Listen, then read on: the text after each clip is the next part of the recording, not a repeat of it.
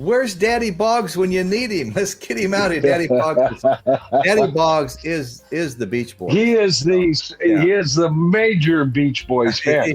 And once again, historically speaking, under the guise of the Brian Wlison story, I am a major fan of the band, right? And they have a member that I cannot freaking stand. I don't like him at all. He's not a good human being.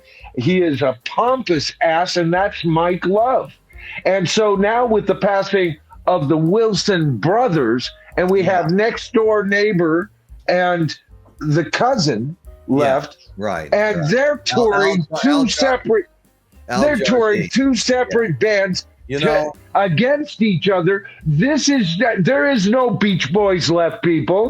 There's no Beach. They're dead and gone. They're dead and gone. That's it. Well, they are. Sorry, Mikey, but a fact's a fact. Mike Love came to Vina Robles not too long ago, within the last 6 months. Same place I've seen Alice Cooper and Jason Bonham and Alison Krauss and Robert Plant. Nice little small venue. But anyway, he was coming there, and it was Mike Love and nobody else that was in the Beach Boys. I guess there was one person, I guess, that had played with them for some time. But it's like, I'm not going to do that, I miss my chance, I mean, they would have been fun to see at one time. Well, here's the thing, Royce. When was Live Aid? That was 1985, right? Uh-huh. Okay. All right. So I was watching their performances on Live Aid this week, and and they were fine. They extended their songs too long. You went to the crowd and everybody's doing this, but you could tell they're kind of like, anytime now, right? They're starting to age at this point. They've been phenomena for a good quarter of a century up to that point. I don't think how old they are today, but right. Take a look at the footage of Live Aid and the Beach Boys, and then watch on that stage all the musicians that are playing on that stage that you can't freaking identify.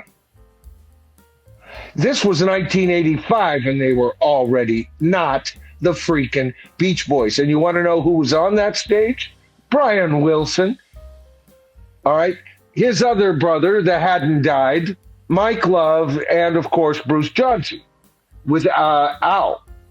Yeah, Al must have been there. Don't recall seeing him. I saw a lot of Bruce, right? And then the rest of the band was filler people. Okay. That's not the Beach Boys. You want to know the Beach Boys? Look at early YouTube Beach Boys when Brian's up there and they're playing as a 5-piece band. That's the Beach Boys. Right. Okay? They're like the Beatles. There's 5 of them. No Ringo, no Beatles, no Brian, no freaking Beach Boys. Sorry, Mikey. Let your, check your ego at the door and don't come back here no more. Right? I hate Mike Love. Can't stand the man. What a pig. I hear you. Our good friend Dave, I Am Hop Frog, who's welcome to join the show. He said he sent me something in Messenger. And what he sent me, it says, well, let me put my glasses on here, folks. Oops. Boy, I caught my microphone. Reflex is like a fox. He doesn't use those glasses because he needs them, folks. He just uses them because it makes him look studious, and this way you guys know how hard he works for you. Okay. What he says is he's playing the part of Mike Love tonight. I'm not. Yeah, right.